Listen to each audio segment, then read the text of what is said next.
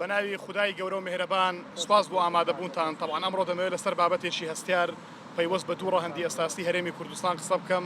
کە یەکێکیان داهاتی نەوتی هەرێمی کوردستانە ئەوەی تریان پەیوەستە بە وتەکانی سەرۆکی حکومەتی هەرێمی کوردستان کە بەڕێزیان دوێنێ لە کۆنفرانسێک ئاماژەی بەچەند ڕقەمێکی گرنگ کرد کە پێویستە لێرە هەڵوەسەی لەسەر بکەین. لە ماوەکانی ڕابردوو بەندەوەکو ئەندامێکی لیژنەی وزە و سامانە سروشتەکان چەندان جار ئاماژەم بەوە کردووە کە داهاتی ئێستای هەرێمی کوردستان داهاتێکە کە زۆر زۆرە وام داهاتەی نەوتی هەرێمی کوردستان پێویستتر و زیاتر لە پێویستی موچێ موچەخۆرانی هەرێمی کوردستان بەڵام لێرە و لەوێ لە حکومەتی هەرێمی کوردستان و بەد هەندێک جار لە پەرلەمانی کوردستانیش بەرپەرسمان درایەوە بۆی کە ئێمە تەنها دەمانەوە ڕقەمەکان بشێوێنین بەڵام دوێنێ لە زاری سەرۆکی حکومەتی هەرێمی کوردستان کە خۆی ئاماژەی بەوە کرد کە هەرێمی کوردستان حکومەتی هەرێمی کوردستان ڕۆژانە 500,000 بەرمیل نەوت بەرهەم دەهێنێت. دەمەوێت لەسەرم نقطەیە هەڵوەستە بکەم هاوتەریب لەگەڵ ئەمە چەند ڕقەمێک باس بکەین کە گرنگە تایبەت بە موچەی موچەخۆرانی هەرێمی کوردستان کە ئێستا لە مانگی سەداین تا ئێستا دەست نەکراوە بە دابەشکردنی موچە. ئێستا حکومەتی هەرێمی کوردستان بە گوێرەی وتەکانی سەرۆکی حکومەت و ئەوەی کە ئێستا بەردەستە 15 ملیۆن بەرمیل نەوت ماگانە بەرهەم دێنێت کە ڕۆژانە 500,000 بەرمیل نەوتە کە 470,000 بەرمیل نەوتی تەسویق دەکات کە لەم بڕە تقریبا 51 ملیۆن و 700,000 دلار داهاتی نەوتی هەرێمی کوردستانە کە ئەگەر بێت و بە گوێرەی وتەکانی خۆیان 140 داهاتی نەوتی هەرێمی کوردستان بۆ حکومەتی هەرێمی کوردستانی ژمێنێتەوە دەکاتە 21 ملیۆن و 197,000 دلار لە یەک ڕۆژدا واتە ماگانە 635 ملیۆن و 900,000 دلار تەنها داهاتی نەوتی هەرێمی کوردستانە. ئەمە بکەین بە دینار دەکاتە 934 ملیار و 787,000 ملیۆن دینار لە یەک مانگدا واتە 934 ملیار دینار داهاتی نەوتمان لە بەردەستە لە کاتێکدا کە موچەی موچەخۆرانی هەرێمی کوردستان تەنها 900 ملیار دینارە کەواتە ئێستا بەڕوونی بەوەی کە خۆیان دانی پێدانن کە پێشتر بەێمەیان دەوت ڕقەمەکانتان تەنها بۆ جێرە شێوی نییە ئێستا کە خۆیان دان بۆ دادنن کە 500,000 بەرمیل نەوت بەرهەم دەهێنن خۆیان دەڵێن 934 ملیار دینار داهاتی نەوتی هەرێمی کوردستانە موچەی موچەخۆران 900 ملیار دینارە کەواتە بۆچی موچە دابەش ناکەن کە ئێستا لە مانگی سێداین هیچ ڕێگریەک نییە بۆی کە لە کاتی خۆیدا هەموو سی ڕۆژزارێک موچە لە کاتی خۆیدا دابەش بکرێت. سەرباری ئەمانە ئێمە داهاتی ناوخۆمان هەیە کە داهاتی ئیبراهیم خەلیلە داهاتی حاجی عومەرانە داهاتی باشماغا داهاتی پەروێزخانە داهاتی سەیرانبەندە و تەواوی 20 خاڵی گومرجی ناحکمی کە لە دەرەوەی دەسەڵاتی حکومەتی هەرێمی کوردستانن کە داهاتەکان ناگەڕێتەوە بۆ خەزانەی حکومەتی هەرێمی کوردستان. بەندەوەکو ئەرچی ڕقابی پەرلەمانی خۆم نامەیەکم ناردووە لە شێوەی پرسیار بۆ وەزیری دارایی داوام کردووە کە چەند دەواازەی سنووری لە هەرێمی کوردستان هەن چەندیان فەرمین چەندیان نافەرمین دام بۆ دادنێ کە 5 دەواازەی فەرمیمان هەیە لە هەرێمی کوردستان و نزیک بە 20 دەواازەی نافەرمیمان هەیە لە هەرێمی کوردستان کە لە دەرەوەی قودرەتی حکومەتی هەرێمی کوردستانن کە شخص و بنەماڵە و گروپ بەڕێوان دەبن و ئیسفادەیان لە دەکەن وەکو دەواازەی وەلید وەکو دەواازەیە کە لە سیدەکان هەیە ئێستا ڕۆژانە و بە شەو بە ڕۆژ ماڵات داخل دەکرێت ماڵات داخل دەکرێت هەموو پارەکەی بۆ جیرفانی چەند کەسەکەوی پارێک ناگەڕێتەوە بۆ خەزانەی حکومەتی هەرێمی کوردستان ڕۆژانە 25,000 بەرمیل نەوت لە سووریا و داخلی هەرێمی کوردستان دەکرێت بە جوێرە راپۆرتە نێودەوڵەتەکانیش کە کەس نازانم نەوتەسیری لە پاڵەوگەی لاناز دەپاڵەورێت و دادەکەی دەڕاتە جیرفانی خەڵکەوە لە کاتێکدا کە ئێمە خۆمان کێشەی بەنزینمان هەیە. ئەمە نقطەی یەکەم کە دەمەوێت دووبارە ئاماژەی پێ بکەمەوە ئێستا حکومەتی هەرێمی کوردستان بە وتەی خۆیان 500,000 بەرمیل نەوت بەرهەم دێنێ ئەگەر سڵاتسویەکی داهاتی ژمێنێتەوە مانگانە 934 ملیار دینار بە تەنها داهاتی نەوتی هەرێمی کوردستانە. سەرباری ئەوەی کە زیاتر لە 300 ملیاریش داهاتی ناوخۆمان هەیە کە ئەمە دەکاتە تریلیۆنێک و 200 ملیار دینار واتە حکومەت دەتوانێت دەرگای دامەزراندن بکاتەوە دەتوانێت کێشەی موچەخۆران چارەسەر بکات کێشەی پلەبەرزکردنەوە چارەسەر بکات و موچە لە کاتی خۆیدا دابەش بکات و ئەمەش لە کۆی پرۆژەی یاسای بودجە بنێتە پەرلەمانی کوردستان. هەر لە چەند ڕۆژی ڕابردووێمە وەکو فراکسیۆنە پەرلەمانیەکان بە کۆی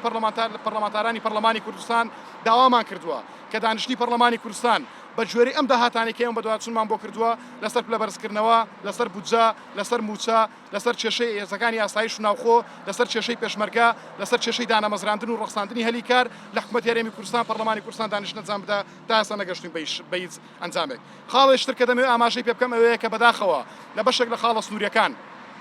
باس لەوە دەکرێت داهات ناگەڕێتەوە بەڵێ ئەمە زۆر ڕاستەم داتایە و دقیقی شەم قسەیە بنمونە مەطبوعاتی تەنانەت مەطبوعاتی خاڵی سنووری ئیبراهیم خەلیل لە ئیبراهیم خەلیل خۆی دەکرێت وەزارەت دارایی لی پێیاگایە من لێرەوە تەحەدای وەزیری دارایی دەکەم و تەحەدای وەزارەتی داراییش دەکەم ئەگەر یەک کەس بزانێ ماگانە داهاتی ئیبراهیم خەلیل چەندە و یەک کەس پێم بڵێ مەطبوعاتی ماگانەی گومرجی ئیبراهیم خەلیل چۆنە ئێستا بۆ حاجی عومەرانی شەمەیان کردووە لە چەند ڕۆژی ڕابردوو باسییان لەوە کرد کە مەطعەمی حاجی عومەران دەواازەی سنووری حاجی عومەران گڕی تێبەر بووە ئەمە بۆ ئەوەیە کە پەردەپۆشی بکەن و لە هەمان کاتیشدا ئاماژەیان بۆ کرد کە ئێستا داتاکانیان سوتاوە لە بارهەڵگرەکان کە چەندی داخل دەبێت چەندی دێتە ناو چەندیشی دەڕاتە دەرەوە ئەمە هەڵبەت بۆ ئەوەیە کە داهاتەکە دیسە بە دەرخۆنە بکەن و بڵێن داهات دیار نییە ئەگەر نایە ئێمە دڵنیاتان دەکەینەوە کە داهاتەکانی حکومەتی هەرێمی کوردستان زۆر زیاترن لە پێویستی ئێستای موچەخۆرانی هەرێمی کوردستان و بە تەواوی کێشەکانیش دەکەن کە ئاماژەمان پێکرد.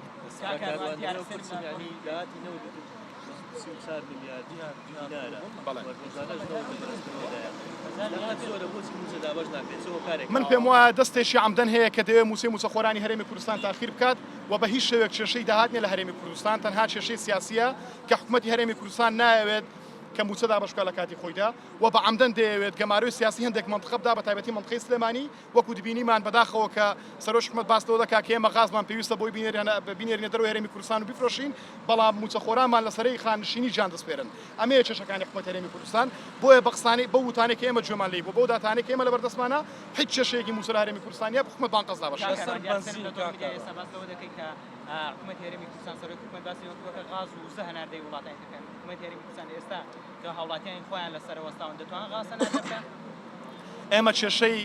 سامانی سروشتیمانە لە هەرێمی کوردستان کێشەی عەقڵێکی تەندروست و حکمڕانێکی سەلیم و ڕەشیدمان هەیە بۆی کە ئیدارەی ئەم سامانە نەبدات بەداخەوە کە ئەمان ئەگەر بیانەوێن نەوت غاز بە شێوەی نەوت بنێرن بۆ دەرەوەی هەرێمی کوردستان و بیفرۆشن بە هەمان ماڵوێرانی بۆ گەلی کوردستان دڵنیابن کە ڕێگە نادەین بۆ شێوە بڕاتە سەرەوە. کاروان لە ماوەی چەند ڕۆژی ڕابردوو لەسەر تویتێک لە تویتەر کە کادیرێکی پارتی کردبووی بارەگاکانی پارتی لەوێ سوودا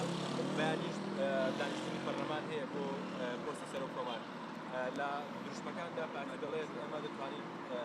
خەڵکی عێراق بپارێزین ئەوان لە کاتێکدا کە لەسەر حزبێکی سیاسی نەتوانێت دیفاع لە کادرێکی خۆی بکات کە بە فعلی کادری خۆیان بووە کاندیدی پەرلەمانی خۆیان بووە ئایا دەتوانێت بەرگ لە مافەکانی خەڵکی هەرێمی کوردستان بکات سەرۆکۆمار زام بکات بۆ خۆی فەرمووجیان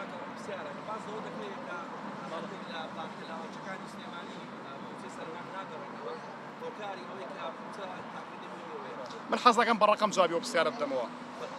بە جۆرەی ڕاگەنراوێشیمە لەگەڵ بابەتی ڕسمی تەعامل دەکەین بەڕێوەبەرایەتی گشتی بانکی ناوەندی هەرێم لقی سلێمانی ئاماژەی بۆ کردووە کە لە خلالی ساڵێکدا تریلیۆنێک و 107 ملیارد دیاریان ناردۆ بۆ هەرێمی کوردستان بۆ بانکی بۆ تەمویلی موچەی هەرێمی کوردستان لە وەزارەتی دارایی ئەمە مانگان دەکاتەوە 2 ملیارد دینار بەڵام زەحمەت نەبێ پێم بڵێن داهاتی ئیبراهیم خەلیل چەند بووە زەحمەت نەبێ پێم بڵێن داهاتی خاڵی سنووری حاج عومەران چەند بووە وەلید چەند بووە زەرزێ چەند بووە سیدەکان چەند بووە خاڵە ناسوورەکانی تر نافەرمیەکانی تر لە هەرێمی کوردستان چەند بووە لەسەر بنزین و ئەو تاکوچوتەی کە دەبینی ڕۆژانەش گلەی هەیە وەکو لیژنەکەتان چۆن ئێمە بە دوواداسوونی جدیمان کردووە کێشەی بنزین چەند جارێک ئاماژەمان پێکردووە کێشەی ئەساسی ئەوەیە کە حکومەتی هەرێمی کوردستان ماگانە 25,000 بەرمیل دەدا بە ڕۆژاندەیدا بە پاڵەوگەی کار لەم بنزینە کە ملیۆنێک لتر بەرهەم دەهێنرێت لترێکی نانرێت بە پارێزگاکانی سلێمانی دارایی هەڵەبجە و گەرمیان چەند جارێک ئاماژەم بۆ کردووە لە هەمان کاتیشدا لە مەسلحەتی پاڵەوگەی کار حکومەت ڕێگە نادا بنزین داخل ناو هەرێمی کوردستان بێت ئەمە یەکە کێشەی بنزین لە هەرێمی کوردستان دروست کردووە ڕێگە بدەن بنزین بە ڕسمی بێت و کوالەتیشی بە قووەتی لەسەر بێت کێشەی بنزین لە هەرێمی کوردستان نامێنێت